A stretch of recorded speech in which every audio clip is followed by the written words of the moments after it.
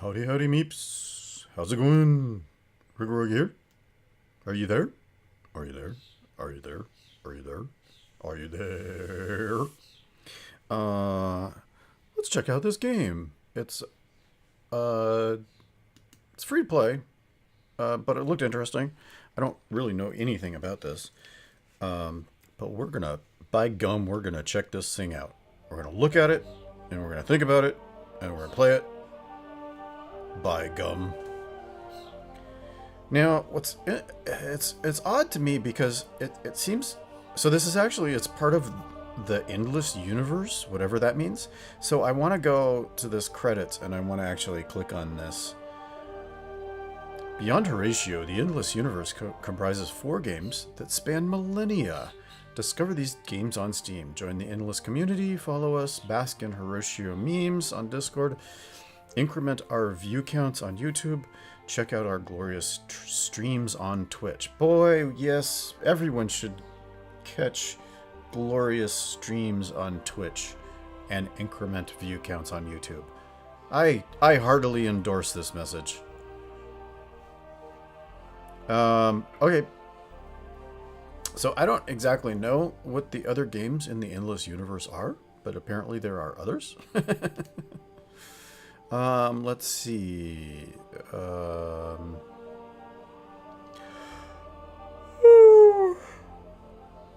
Controls? Do I need to actually know any of this stuff? Well, let's just start. I don't know anything about it. It is impossible to disassociate my story from that of Horatio, the first of our name. The first beings to travel widely between the stars were known as the Endless. We know of no earlier form of intelligent life that moved between galaxies. Their history is glorious, but above all, tragic. Though they unlocked the secrets of time, space, and the stars and life itself, they were unable to master their own internal conflicts. Boy, that's the human condition, or, the condition of life.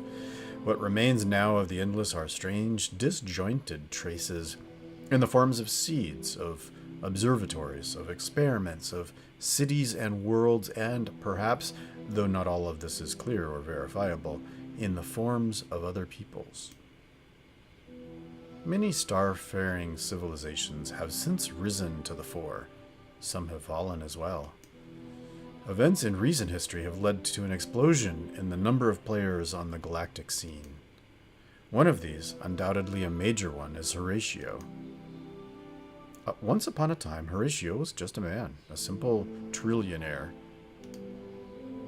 which in today's dollars is like 25 cents. One night, a vision came to him in the shape of a dream. It was the vision of an empire and eternal life. He left behind everything. Or he left everything behind. One or the other. Venturing through the stars. Over the ages, he discovered many of the mysteries left by the endless, and his knowledge and power grew. He created his first sons and willed his empire into existence, a beacon of all that is brilliant and beautiful. Now, the empire of Horatio flourishes, and Horatio himself is immortal, with a power to rival that of the endless themselves. Some say they were living gods. Some say... Wow, I just totally had Battlestar Galactica run through my brain.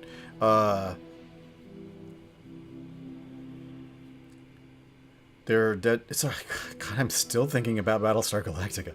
Okay, they're dead now, though. While we thrive through our brother, our god, Horatio. Go towards the light. Stay in the dream a bit longer. Stay in the dream a bit longer. I hear a beautiful song. I don't want to wake up just yet.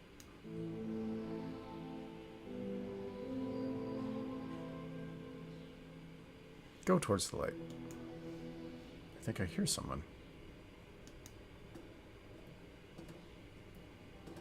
Blah. Lab technician. All the clones in this batch are to be decanted today.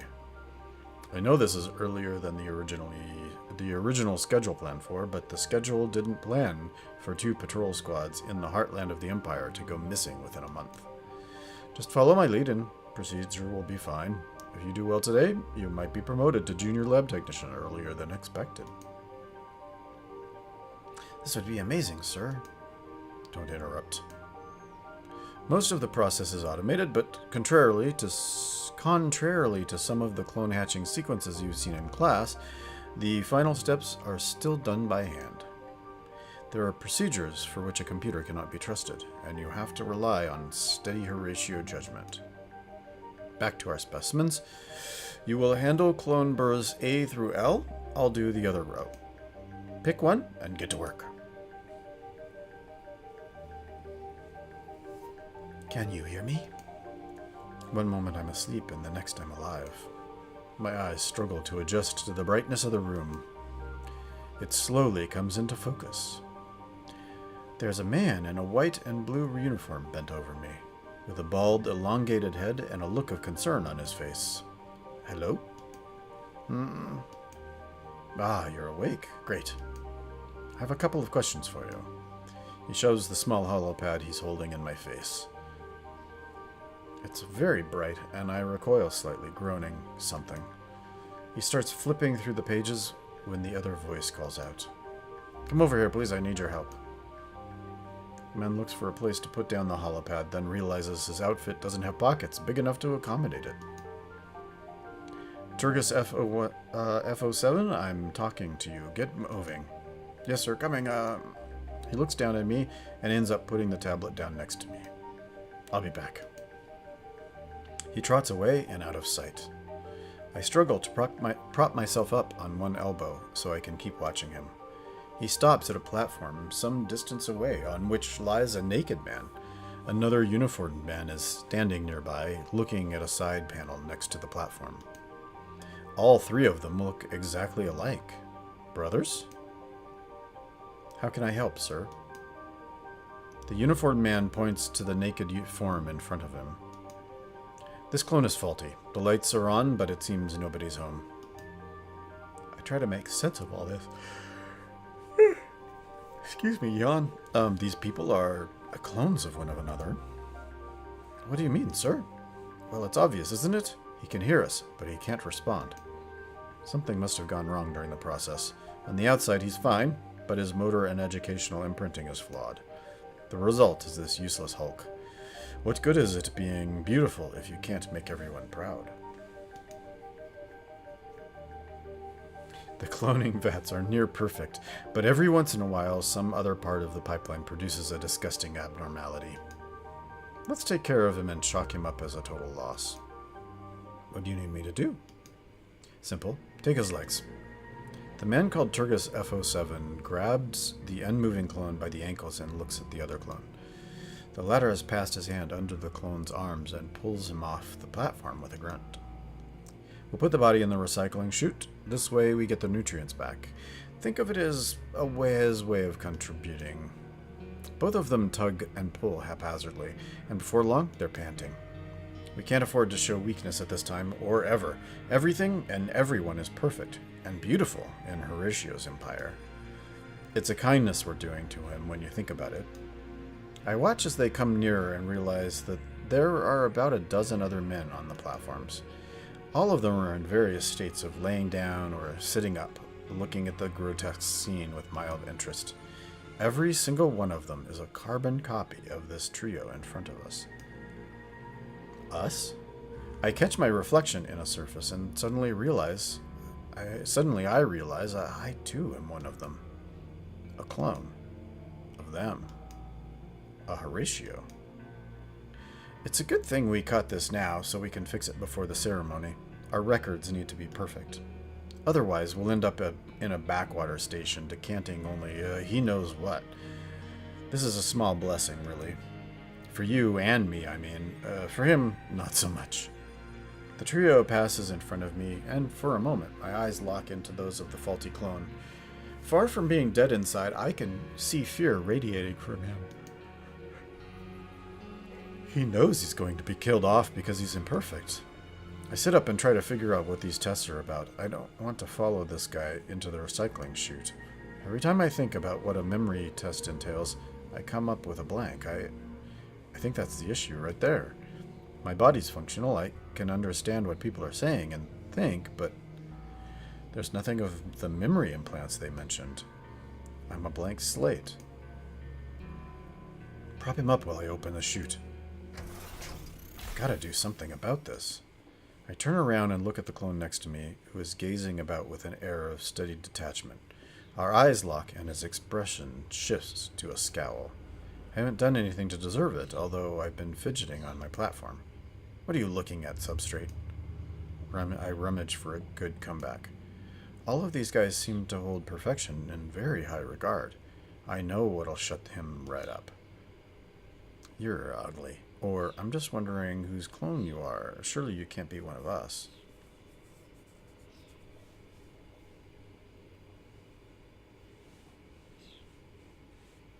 Hey, do I go subtle or gross? Let's go subtle. I'm just wondering whose clone you are. Surely you can't be one of us. Takes him a moment, but eventually he gets it. He reddens and mutters under his breath. It definitely doesn't sound friendly. I realize we seem to be easily provoked, and causing a scene might just be my way out. I pull my legs off the platform to do just that when I catch something about to fall off. It's the holopad Turgus FO7 has left by my side. Maybe there's some information in there that'll help me cheat my way through this test instead. What should I do? Provoke a fight as a distraction, or look for information to cheat on the test? I'm going to cheat. I'll go for the subtle approach. I sit back down and put the holopad on my lap. There are a number of tabs open: medical procedures, inventories, the news. There's a tab that seems to be a serial called Forbidden Love. Press the button in front of the image and the show resumes. The sound is off, subtitles are on. I can only guess that Turgus FO7 is not as studious as he appears. The show's taking place in a richly decorated room with draperies hanging off the walls, pieces of ornate furniture, elongated vases, and tall chalices. Everywhere, portraits, statues, 3D holograms representing me. Well, the me who's in charge. We seem really into ourselves. And right on cue, there's another me on screen. He's arguing about something with somebody we can't see. Two other Horatios come into view, one dressed as a soldier, the other in civilian clothes. The soldier is demanding a rebellion on a distant colony be met with force, while the civilian is offering a more measured approach, presenting it as magnanimous. The argument goes back and forth for a bit, with the main me, whom they call Prime, eventually making the call. He'll be magnanimous and offer the rebels a chance to redeem themselves. The soldier stomps off, while the other guy sticks around and shuffles closer to him. They share a quick embrace before he slinks off. I fast forward a bit. The soldier comes back in the next scene in some sort of pallor. Prime and him exchange some oblique remarks, and it becomes clear that in the shadows, things are going to get pretty bad for the rebels anyway. So, that's the way things are done around here. Okay. And then the soldier tears off his uniform, revealing a perfectly smooth chest. The two exchange a smoldering look. Their lips meet with passion, and they fall to the ground. Oh. I hear footsteps approaching, and I swiftly put the tablet down. Turgus FO7 is coming my way. I rest my hands on the platform and do my best to look detached. I'm ready to play the part. Right. He picks up the tablet, swipes through it, then looks at me. Right. Okay, I'll ask you a couple of questions, just making sure everything's fine. Let's get this over with, pal. I've got places to be. Settle down, please. This will only take a moment. Looks like your motor controls are working fine. Let's tick that box and move on to the memory tests. I'll make it short. What is the name of the first and foremost, our God, creator, and benevolent leader? Horatio Prime. Turgus FO7 looks at me and nods his, in approval. Okay, you're officially a full-functioning Horatio. Sit tight and wait until we're done processing everyone else. With that, he moves on, taking his holopad with him. Oh, that was easy. I lay back on the platform and relax. Sometime later, the assistant comes back. Thank you for waiting. I'm going to ask you to please head to wardrobe in the next room over where you'll find your station uniform. Anyone will do. They're all the same size, obviously. After that, you'll be directed towards indoctrination. This will be followed by a dinner, orientation, and you'll be shown to your quarters. Now, this way, please. The door to the next room opens, and we step inside. There's a few tables at the far end of the room. Uniforms are neatly stacked and folded next to one another. We look at one another uneasily until someone steps forward and grabs a uniform, looks at it warily, and puts it on. We follow suit. It's some sort of green jumpsuit with 2 deep pockets. It closes with a simple zipper in front. The uniform is a pretty snug fit, and the fabric seems sturdy, yet comfortable. I notice there are pairs of light boots under the table, so I take a pair. They're a bit tight. I put my hands in my pockets and look around, waiting for what's next. The wait doesn't last. After a minute, another door opens. The assistant from before is holding his holopad and peers inside. Well, normally there's somebody else to show you the way to indoctrination. We're a bit short-staffed at the moment, apparently. There's a grumble from my neighbors at this lack of decorum. I've lit up a path on the holoscreens. It will guide you there. Just proceed down the hallway to the concourse and follow instructions. Sorry about that. I shuffle out of the room and hesitantly walk down the hallway, hoping that I won't get lost. The others are following me, although at a distance. No one seeming to want to take the initiative. They seem to be familiar with our surroundings, but not with the layout of the station. Oh, what? Did I just go back? That was weird. I accidentally swiped back, I think. Okay. At least none of us has to pretend. I think no one wants to be the one going down the wrong way and making a mistake in front of the others. I've seen crossroads twice and stuck to the path indicated by an arrow on the wall screens. So far, so good. I keep walking. The others follow. Eventually, I hear a murmur in the distance, which grows to a distinct noise as I draw nearer.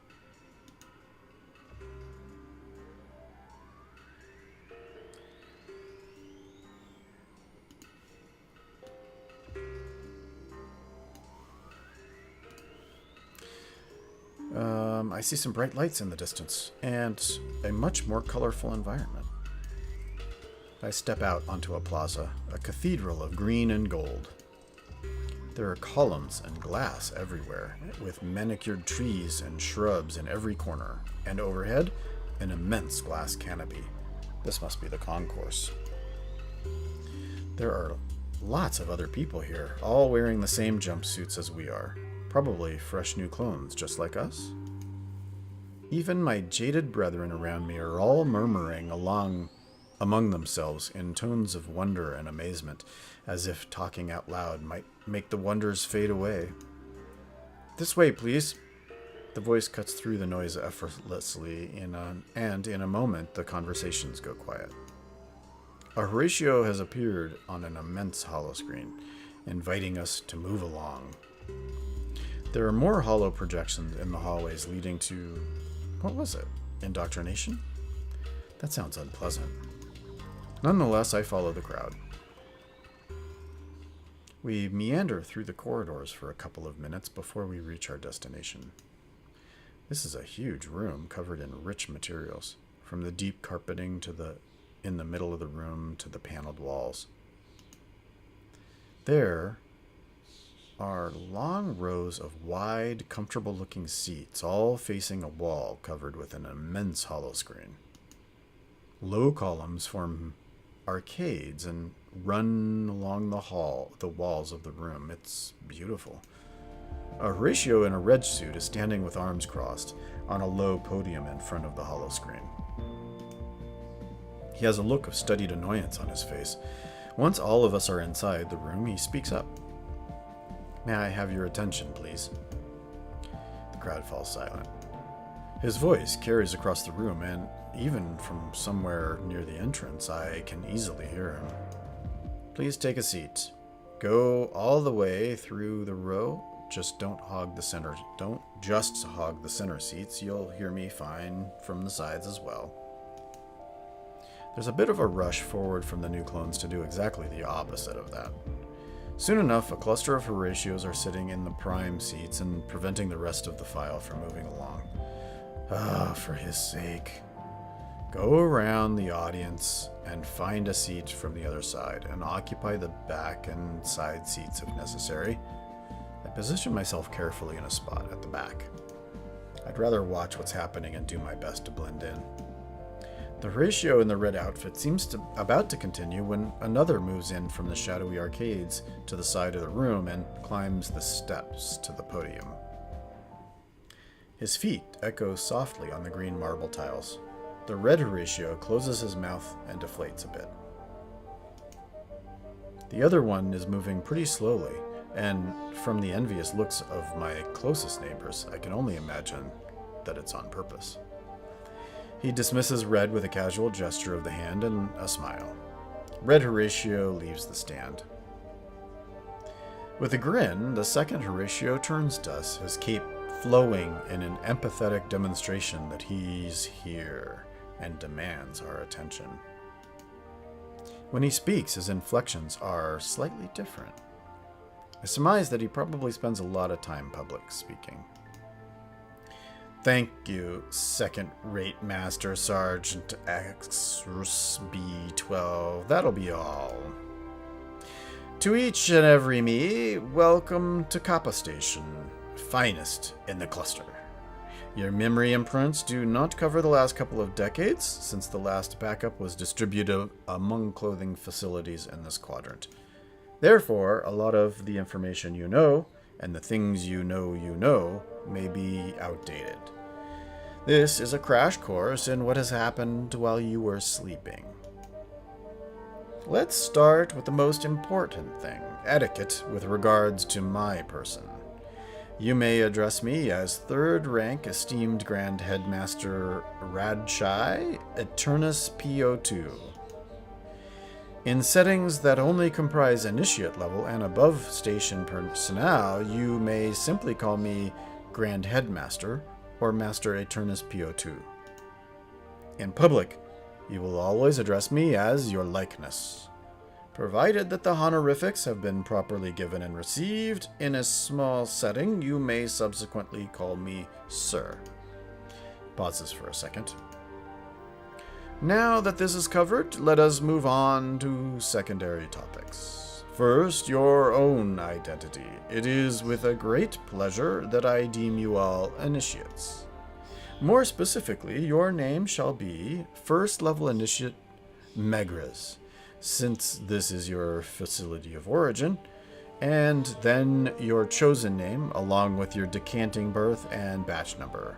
You are batch 21 of this administration. There's a holopad on your desk. You may use it now to approve your suggested name or pick another. I look at the holopad, resting atop the desk.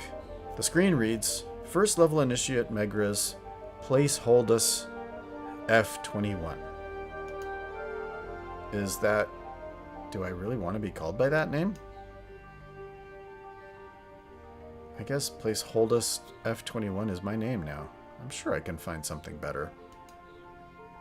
I rake my mind for an idea. Could I randomly type in letters? Wait, no, I'll be stuck with that. Better find something discreet so I'll blend in. I press the delete button. Oh no. The words enter your name appear. Enter your name. Rigaroga. The screen flashes green for a second after I hit the submit key. Okay, my name is First Level Initiate Megras Rigaroga F21 now. Hope it brings me luck. The Horatio on stage must have some way of checking our progress because after a moment he continues. As initiates, you need not address Category X personnel or unsightly species you may encounter directly. You may find the closest underling to do that for you. Be aware that there are many new species that have been added to his glorious empire. Xenuglis aside... Xenuglis? Xeno-uglies? There may be some more aliens around the station. Do not be alarmed, they should all be tame. Generally, the rough and unwashed masses are kept away from their betters, but several client species are permanent residents aboard Kappa Station. It is entirely possible that you'll come across some of their representatives over the course of the next few weeks. You should you need to communicate with them, they are familiar with our speech and will attempt to replicate it to the best of their ability.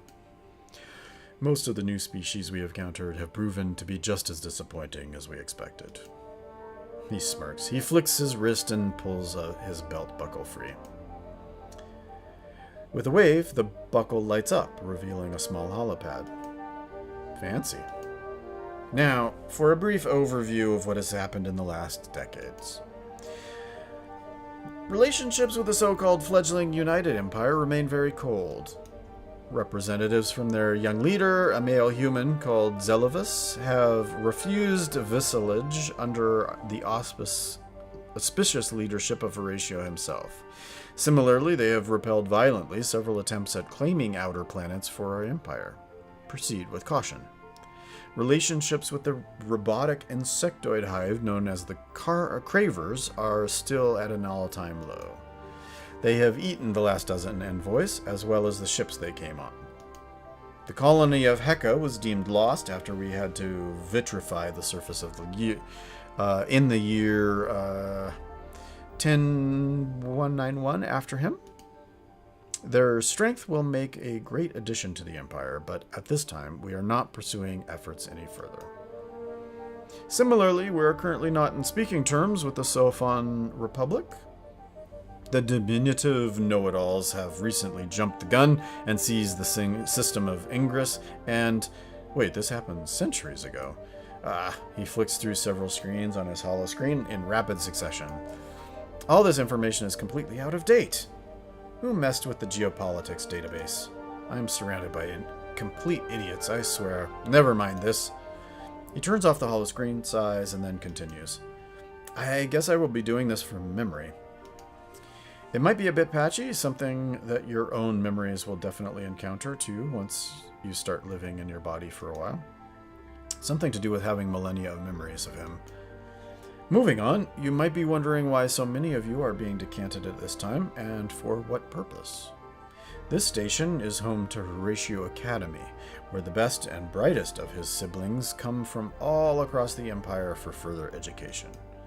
The best of these, in turn, get a shot at joining the other academy, led by a Vodiani male called Isyander. The Vodiani. life-sucking ghouls who live in gigantic space arcs and prey on the defenseless souls of our brethren. Except this Yasonder fellow who fled them and founded the Academy, a place that has grown into immense power. They have knowledge and mastery of dust. Your purpose, if you end up among the chosen few, is to go there and acquire some of this knowledge and power, and bring it back to the glory of his empire. Finally, the why so many of you at once? Well, 2 of our exploration vessels disappeared recently. They contained the brightest minds of this generation, our best shot at getting the knowledge we're seeking. They're gone now, and just a few very short weeks before Horatio Prime himself is due to review our Academy cadets. Horatio Prime himself is coming to Kappa Station, and we have no cadets. This shame would bring to me and the whole station, the shame this would bring to me and the whole station would be unbearable. Anyway, you have got about 3 weeks to become these cadets. There will be extensive training. There will be classes. There will be etiquette courses and lessons of the courtly dances. There will be no failure or else. Now, if you have questions, keep them for your instructors tomorrow. Time for you to get sustenance and retire to your personal quarters.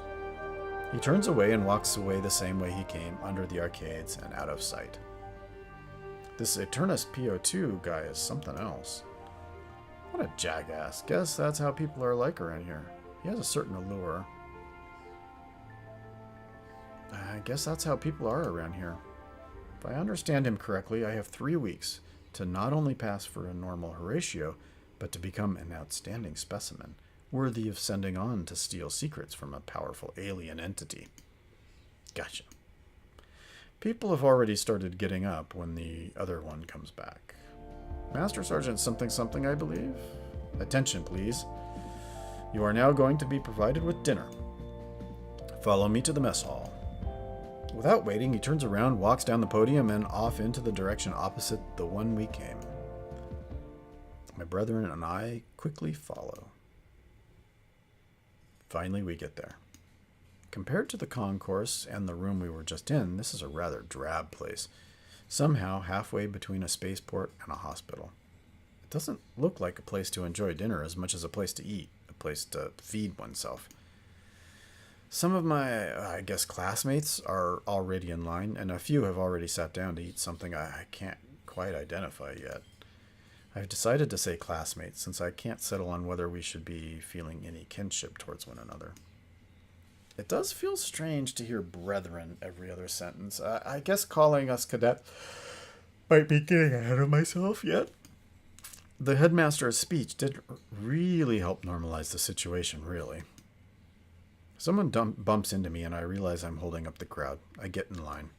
I grab a tray and slide it along the rail. There are some odd kitchen utensils available, but I'm not sure what purpose they serve, so I compromise by taking a spoon from the lot.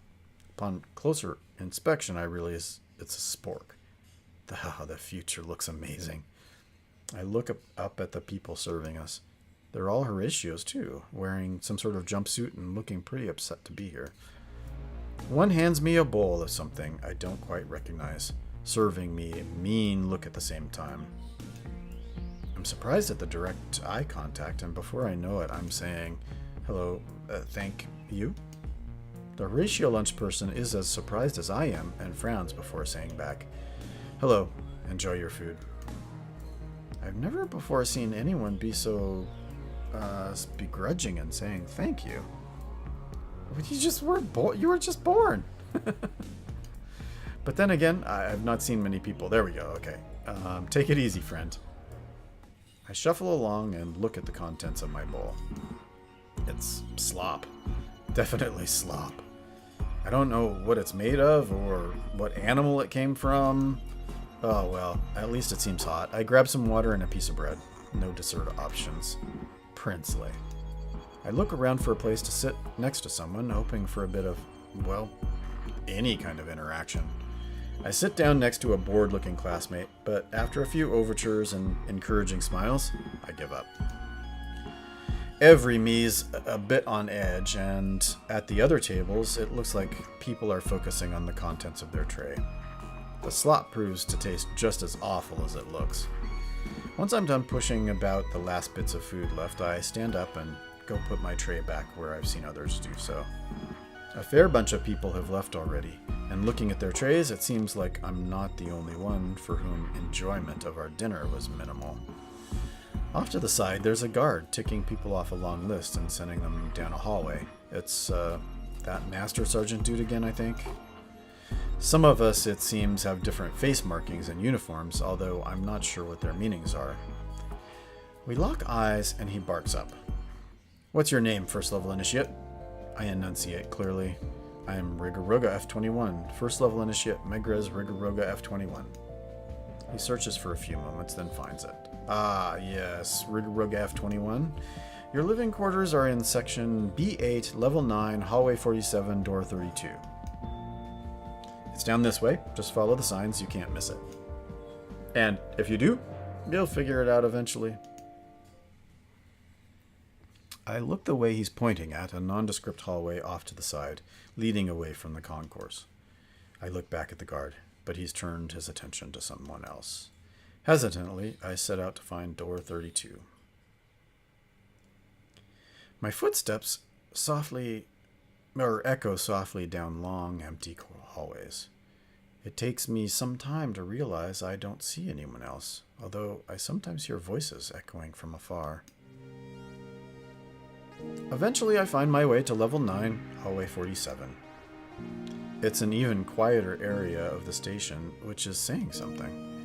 There are small doors there, tiny affairs compared to the ones on the main concourse. Even the ceiling is much lower, about 2 meters high. The lighting is a mix of neon glare and ever-oppressive flicker of a tube that just refuses to give up the ghost. I look around me to get my bearings. It seems I'm nearly at the end of the hallway, where a bend leads to some sort of control system for life support. I guess I'm getting the finest air in the area then. With one last look towards the map, I start down the hall. Door 1, 2, 31, 32. This should be it. I look around. Might be the finest air in the area, but oh boy, this end of the hallway looks like it hasn't been seen a mop in weeks. There are strange sounds coming from the next door over, which must be the life support control room. Ominous. Is this the right place? Section B8, level 9, hallway 47, door 2032. Yep, no doubt, this is me. I pull the heavy metallic door with a groan and step inside. From my vantage point, I survey my new kingdom. From left to right, there is a tiny sink for my ablutions, a mirror that doubles as a hollow screen, a toilet with no lid, a closet, a narrow bunk with a blanket and a pillow, and some empty shelves. And we're back at the door. All in a cylinder about 2 by 4 meters. Cozy. Well, this may not be the warm embrace of a cloning berth, but it'll do. At least I have a place to myself.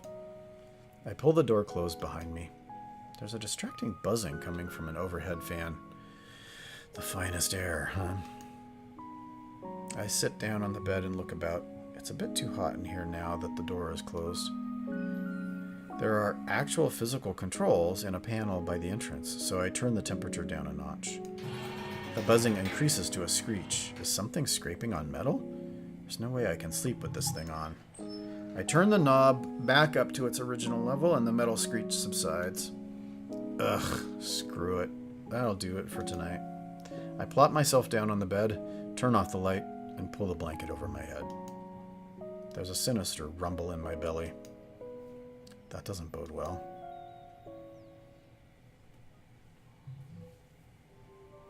I wake up with a start. I had a strange sensation. A dream? A dream in which everyone was wearing the same face and smiled and snarled at one another in the same breath. They were all playing a part in some big play, and I seemed to be the only one not to know my lines. If my mask fell off, I died. I sighed heavily and pushed myself off the mattress. I stagger off the bed and put my hands on each side of the sink. I look into the mirror hollow screen. The dream was real. I feel a strong urge to puke. I clench my hands on the sink until my knuckles are as white as the faux porcelain and breathe as deeply as I can. The feeling passes. I open my eyes again. I notice there's a blinking icon flashing on the holoscreen. It expands when I press it until it covers half the screen. Breakfast, mess hall, classes, academy, auditorium 3, lunch, mess hall, extracurriculars, specific, diner, mess hall, advanced classes, specific. Breakfast is grayed out and classes is bolded. It looks like I'm late on my first day of class. I bolt out of the door and run like my life depends on it. It does. Sorry I'm late.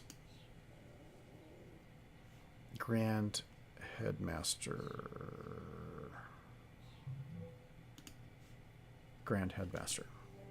You're late indeed, first level initiate. Seems that the redesign of this station altered it enough that fresh initiates do not find corresponding plans in their memories. Still, the last of your classmates arrived 10 minutes ago. Have a seat. In the future, make sure you arrive on time, Initiate Rigaroga F21. I scurried to my seat in the back. Against my better judgment, my ears and cheeks have turned a very nice shade of pink. I can hear my classmates snicker. I sink into the deep comfort of the chair and try to ignore the burning sensation. My empty stomach adds as its groans to the chorus. This is just great. Turnus gestures to the hall screen behind him. Moving on. Over the next 3 weeks, you will undergo an accelerated program. You would better not miss a class. Subjects covered will be, among others. He starts listing off subjects in a rapid-fire monotone that is hard to follow. I make out a few words. History of Horatio in the last 100 years, astrocartography, egotitation, etiquette, startup imperialism, dance, valeting, personal grooming, speechcraft, xenobiology, dealing with lasers, Horatio, cooking, reception protocol, fencing, Horatio resources, perfumes, genomic inference, hand-to-hand combat, social hygiene, sublight navigation, logistics, glorynomics, cloning 101, personal disruption, surveillance, xenopolitics, imperial maintenance, fleet maneuvers, spacecraft care 101, aerobatics, and guns. 4-star. I frown. This sure sounds like an eclectic mix. I have a feeling that simply repeating this list will take up most of the 3 weeks at our disposal. We will begin with an all-time favorite, personal grooming. My classmates let out appreciative ahs and approving nods at this subject choice. Next up is a very detailed anatomical representation of Horatio. Turnus begins. Melodious chimes sound off in the distance. Heads perk up and look around. Time flies when we were having fun. I did not have fun. I did my best to pay attention. I think I did my best to pay attention. Truly, there would be so much more to say. There is a lot of course material. We will get to some of it later, but for now, it is time for you to get to lunch. This afternoon, you will be assigned your first extracurricular activities. They will be assigned to you based on personal affinities. I will see you all tomorrow. Same place, same time. Do not be late. A passing glance in my direction is all the confirmation I need. I look away with a detached air and avoid making eye contact. We're back in the mess hall, and it seems Slop is back as well. Ugh. I can't tell if I've had better because obviously I'm pretty sure these aren't fine foods that we're supposed to be enjoying. The faces around me are a mix of resignation and grumpiness, confirming my hunch. Ain't no one liking the grub here. I shuffle along the line with my tray. The same Horatio I saw yesterday hands me a bowl of the same slop. I sigh again. The Horatio lunch person hears it and his expression changes. Hey, you think this is enjoyable for me? It isn't. I look at him. You wouldn't happen to have something to make this taste a little better? Anything? He considers this for a moment, then snatches a little spice shaker from the counter and hands it to me. You can always sprinkle this on top. I pour a little of what turns out to be a pungent red spout powder on my food. I stop, look at my bowl, then add a little more, and a little more still. Soon my bowl is covered with a thin layer of red. The lunch person looks bemused. That should be enough, buddy. Okay, thanks. I hand back the spice shaker and go find a seat. I sit on my own or I sit with other people? I sit on my own? Given my recent public prowess, I judge it wiser to find a quiet area away from the others. I dip my spork into the bowl and give the new improved formula a taste. It's actually pretty good. There's a rich taste of, well, something or other, and it just unexpectedly warms up and explodes with flavor. I look up from my bowl, full of gratitude for the Horatio lunch person. I smile at him, give him a thumbs up. He nods at me and cocks an eyebrow. I shovel big spoonfuls of the delicious slop in my face, barely chewing on it, and then the spice hits me. My tongue suddenly becomes very, very hot. It takes a moment to realize what's happening. By the time I do, my mouth is fully engulfed in what feels like fire. I'm doing my best to choke on my food quietly, fighting back tears. The Horatio behind the counter is laughing heartily. He did it on purpose. Give him a mean look or I ignore him. I give him a mean look. Give him a mean look, or at least I try to. His laugh turns into a smile. I leave my tray on the table. He waves at me as I exit the mess hall. I wander back to my room. I can feel a trail of fire down my throat and into my stomach. I wash my face at the sink and slowly regain some composure. The schedule on my holopad switches from lunch to extracurriculars. A little pop-up menu indicates that I'm having imperial maintenance in the kitchen? Oh no. I'm not sure what this is about, but I know I don't want to be late for it. Or to anything ever again. I trot out of my room. I get to the mess hall minutes later. Running was not a good idea. My stomach is vehemently protesting as I look for, well, I'm guessing the rest of the class? The other students assigned here? I'm not sure how things work. The place is now entirely deserted, which feels strange. Nobody but me. I'm about to walk out and look for a holopad to check my schedule when I hear a call. Ha, they assigned you. What a coincidence. I turn around and it's the lunch person who tricked me. He's waving me over from behind the counter. Come over here. Imperial maintenance, huh? You must have imperially pissed someone off. I get around the counter and into the kitchen. This place is a mess. I stand in front of him and my face a carefully composed mask. The fact that my food is still churning in my stomach doesn't help. I feel queasy. Oh, come on, don't be like that. I was just a harmless prank. I couldn't know you weren't already on someone's shit list. I look at him frowning. Something's not right in my belly. It feels like it's trying to crawl back up. Oh, you probably didn't know. Well, Imperial Maintenance is basically the janitorial duties are all yours. Nobody wants to push him up for a living, so it's dished out as a punishment. Looks like you and me are on cleaning duty today. I'm about to speak up when a sudden urge to retch overpowers me. I vomit on the floor. And this is where you'll start. I hate the feeling, but I have to say I'm immediately relieved. Red firegrass will do that to you when you're put too much. I did kind of set you up for it. Sorry? He hands me a dishcloth and I wipe my mouth with it. I'm Darren F19. Wow, I thought that was... Why did I almost say 13? By the way, and second level initiate Megrez Darren F19. Rigaroga, first level initiate Megrez Rigaroga F21. His hand still open, extended toward me. He is looking intently at me. I shake the hand, put the dirty dishcloth back in it. I'll shake the hand. I place my hand and squeeze, feeling like it's the appropriate thing to do after introductions. He looks taken aback. His hand is warm and limp in my clammy fingers. The experience is deeply uncomfortable. Oh, okay. Yeah, I'm not sure that what I was trying to do there. We let it go. I grab a mop and a bucket and set about cleaning my mess. Darren F-19 surreptitiously snatches the dishcloth from the countertop. I've let it on.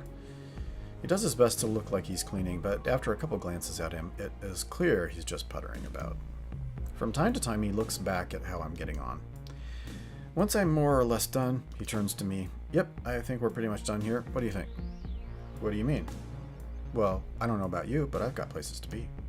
Better things to do than pushing a mop around. We could just call it a day and go about our lives? How does that sound? Won't we get caught? I'm not exactly popular right now. He laughs.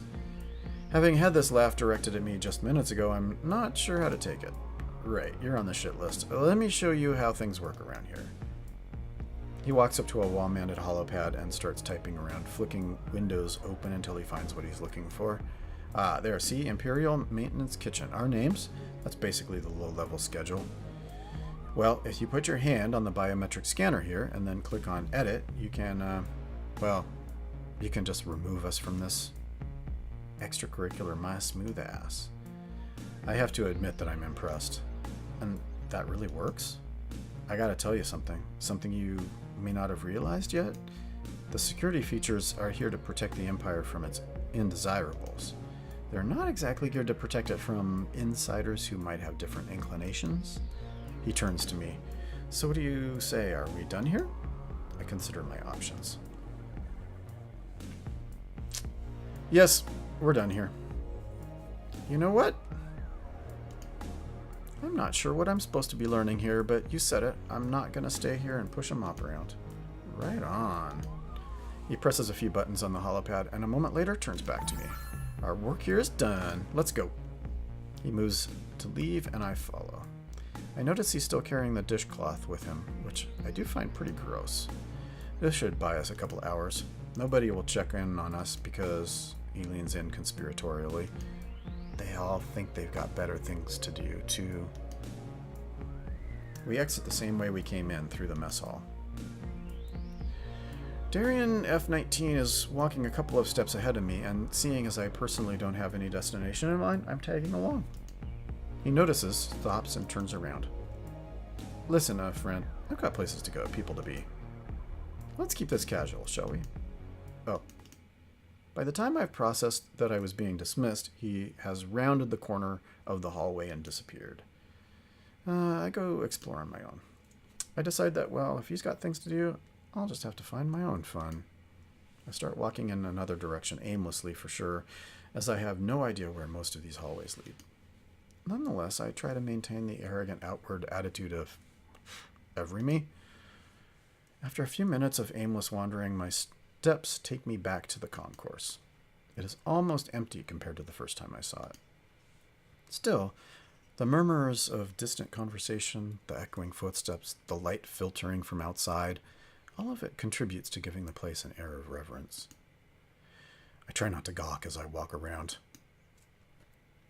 The freely growing trees, the fountains, the water pieces with running water, all of this contributes to paint a picture of an empire built on boundless pride. We are, I'm pretty sure of, one small mistake away from a tragic accident here. If the ceiling glass were to shatter, boundless arrogance or endless optimism. Probably a little of both. I hear footsteps rapidly approaching and startle as if I was caught doing something illegal. Thought crimes. Thankfully, nobody can hear what's going on in my head. Oh, can they? I look discreetly over my shoulder and recognize Extro B12, the Master Sergeant guy. He is in an agitated conversation with, I think it was Turgis FO7, the lab tech? I hear some of their exchanges as they get closer. What do you mean you don't know where he is? I am his instructor, same as you. I'm not here to track brothers as at your convenience. If you of all of his siblings hadn't kept on piling sanctions on him to build character, he might have been more assiduous in his attendance. Extro B12 comes to an abrupt stop a couple of meters away from me and turns to face Tigris FO7, practically shouting in his face. This is important.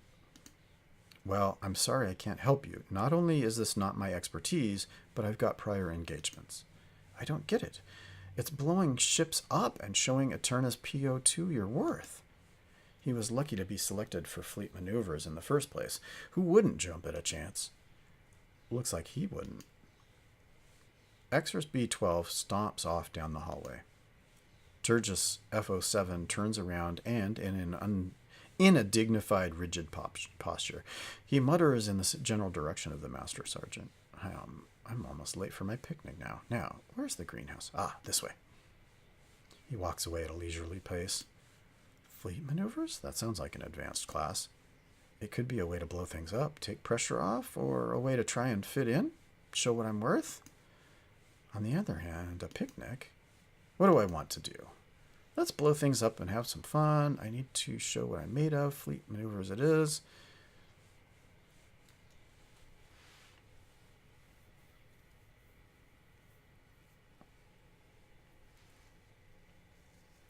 Okay, so blowing up things and fleet maneuvers are two separate things.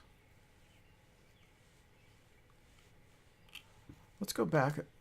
Well, I want to take a look. Hold on.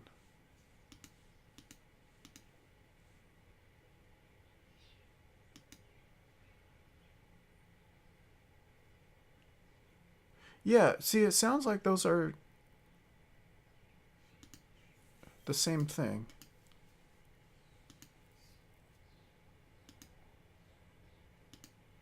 So do I want to do it for fun? Or do I want to stop my tummy from growling and have lunch? I need to show what I'm made of. Fleet maneuvers it is. I can't possibly miss an opportunity like that. I take off in the direction the Master Sergeant went. I catch up with him. Hey, Master Sergeant Ekris, sir, I couldn't help but overhear that you're short on personnel. I want in. Rigaroga F21, right? It's true that we are a me short. One of the cadets scheduled to take part in the advanced classes missed the last exercise, as is nowhere to be found. If you want to replace him, simply do as you were told in all circumstances. How familiar are you with MK-43 armament systems and their controls?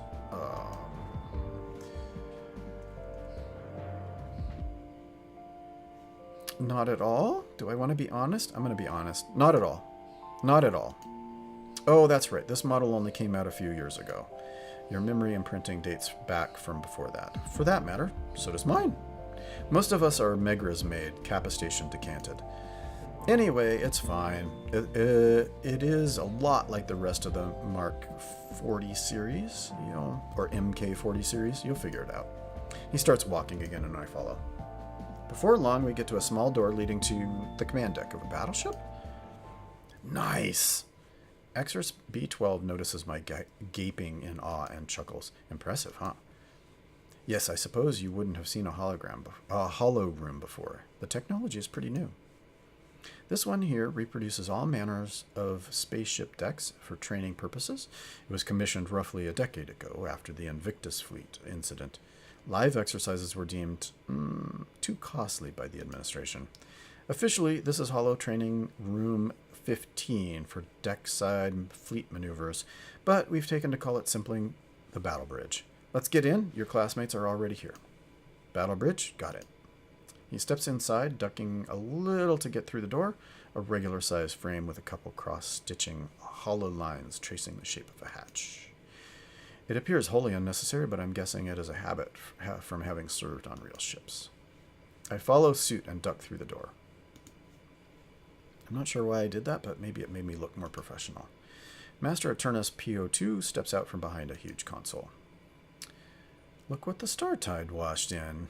Rigaroga F21, what brings you here? I open my mouth to answer, but Master Sergeant cuts me short.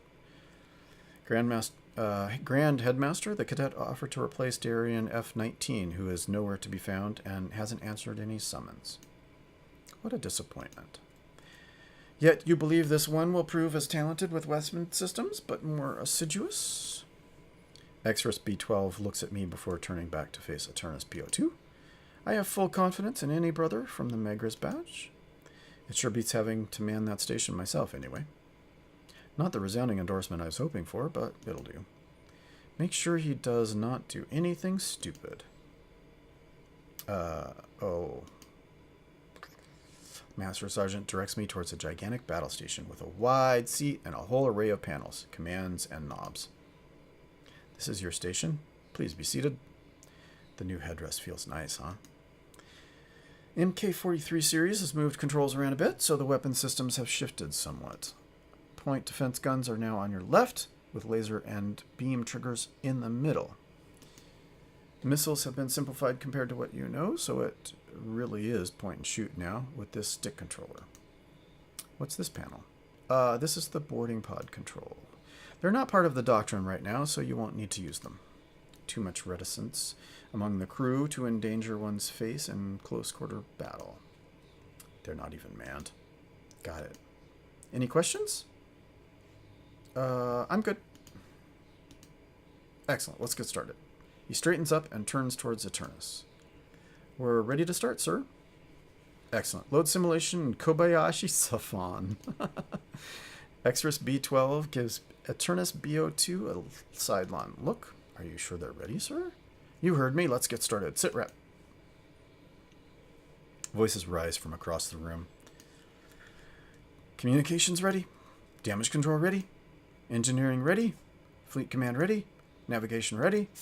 Scan view ready. Security ready. Strike ring ready. All around me are familiar faces, intent gazes, focused faces. They all seem to know what they're doing. I put on my most convincing game face and grab the controls. Weapon systems ready. I'm not sure how long this has been going on, but what I know is that it hasn't been going well. Our fleet's objective is to intercept and destroy an exploration vessel sent by the Sofan Republic. The objective would be straightforward enough if that vessel weren't followed closely by what feels like the Republic's entire fleet. Most of our own fleet has been disabled or destroyed by what feels like an altogether preposterous amount of firepower. Most of our systems are down and our strike craft is in complete disarray. My missiles are all but gone, and the energy weapons cannot accumulate enough power for a shot. To put it mildly, we're in trouble. As the instructor now responsible for cadet military training, Extras B12 is visibly under a lot of stress. He is nonetheless trying his hardest to make us fulfill the objectives of the mission. Fleet command, launch a pincer maneuver. Impossible, sir. Our last Marchio frigate was disabled in their last hit. That's the whole fleet gone. I'm out. The cadet station turns dark, joining strike wing and engineering. Sir, our sensors have picked up the activation of a cloaking device on the enemy scout. We've lost our firing solution. Firing solution, my smooth ass, cadet.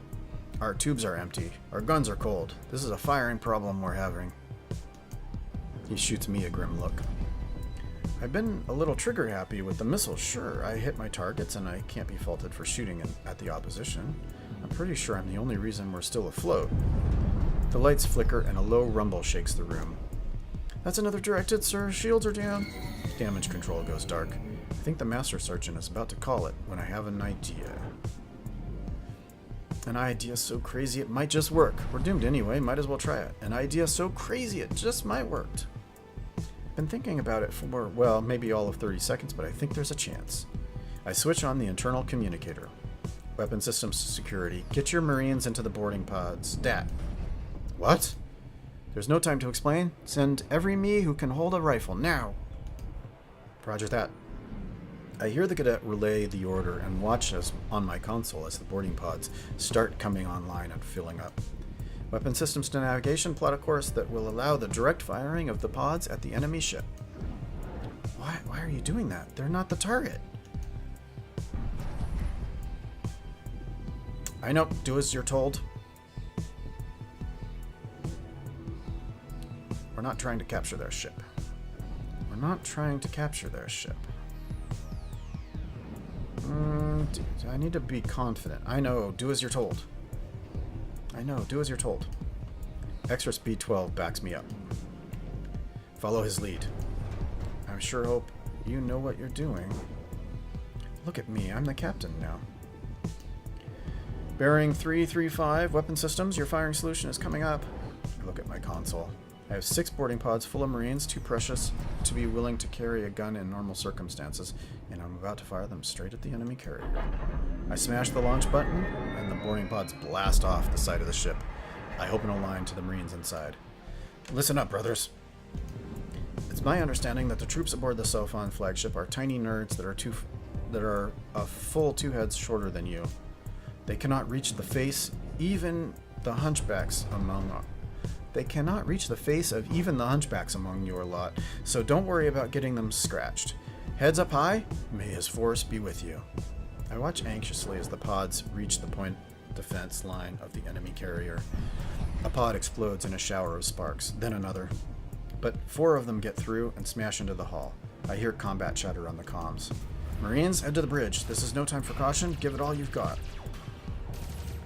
I listen anxiously for a sound of progression. The cries of dying Marines and wounding Xenuglies subside. Weapon system, this is Marine Leader. We have seized the bridge of the enemy flagship. We have disabled the doors. We have control of the ship, for now. Get a hold of the sensors. Can you locate the cloaked scout on it? It should be clear as day to their own fleet. Aye, yes, we have it on our starboard. It is attempting to escape. Get a lock on it and activate all of the weapon systems you can find. We're not trained to use self-on ships, sir. Then figure it out. I cut the line and watch the screen above my head with mounting anxiety. After a moment, a single missile leaves the Sophon's torpedo bay and cruises towards empty space. An intense explosion follows. We did it, sir. The lights have turned back on, and all the stations are lit up again. Exorus B12 has a confused smile on his face. We did it? We did it! It takes me a few seconds to remember where I am. That was just an exercise. I'm drenched in sweat nonetheless. Exorus B12 comes up to my station, beaming. Congratulations, Rigaroga F21. You beat the Kobayashi Sophon. He leans forward and adds more quietly. In all my years, I've never seen a cadet crew able to defeat it. It was conceived as a no-win scenario to test our brother's mettle in the face of certain death, or worse, possible disfigurement. He straightens up and concludes, I'm very impressed. A Turnus PO2 appears, seemingly out of thin air. Yes, this was unorthodox, but efficient. Good work. I might make a cadet out of you yet. Anything to serve as Empire. Yeah, just showing you how it's done. No, we're not going to be too ridiculously boastful. I'm smiling from ear to ear, flush with pride. Yeah. As I get up from my station, pretend shrugging the compliments away, I notice that my comrades in arms aren't sharing the ambient glee. I'm guessing that single-handedly pulling off victory from the jaws of defeat doesn't look too good in a dog-eat-dog world. We filter out of the battleship and I saunter back home, exhausted, but all pretty happy with my day. I've never been happier to see my bed. I dive face first into it and instantly fall asleep. Over the next few days, I settle into a routine marked by classes mundane and strange alike.